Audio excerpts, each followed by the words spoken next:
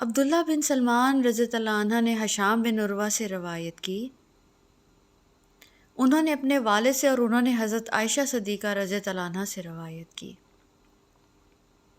کہ رسول اللہ صلی اللہ علیہ وآلہ وسلم بیمار ہو گئے۔ آپ کے صحابہ میں سے کچھ لوگ آپ کے پاس آئے،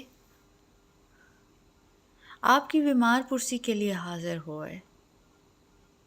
رسول اللہ صلی اللہ علیہ وآلہ وسلم نے بیٹھ کر نماز ادا کی تو انہوں نے آپ کی ابتدا میں کھڑے ہو کر نماز پڑھنی شروع کی۔